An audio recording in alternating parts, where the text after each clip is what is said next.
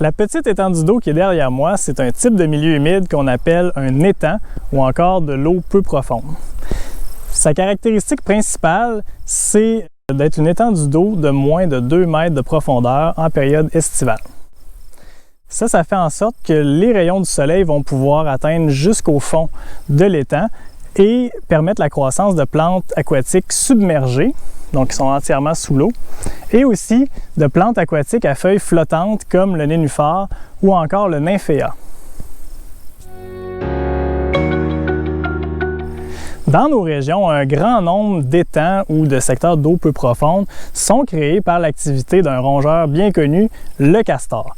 Alors le castor, son mode d'emploi pour la création d'un étang, c'est de fabriquer un barrage qui va lui permettre de garder un niveau d'eau suffisamment haut pour pouvoir nager et se déplacer pour ses différentes activités. Donc aller abattre des arbres pour manger son écorce ou les bourgeons et aussi garder un niveau d'eau suffisamment haut durant l'hiver pour pouvoir nager sous la glace.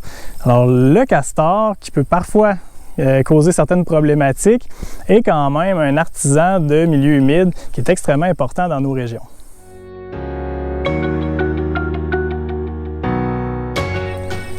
Alors, dans le cas du type eau peu profonde, à l'occasion aussi, ce type-là peut se retrouver au bord de grandes rivières ou sur le bord des lacs où on retrouve des herbiers aquatiques du même type dont je parlais tout à l'heure, les nymphéas, le nénuphar ou les plantes aquatiques.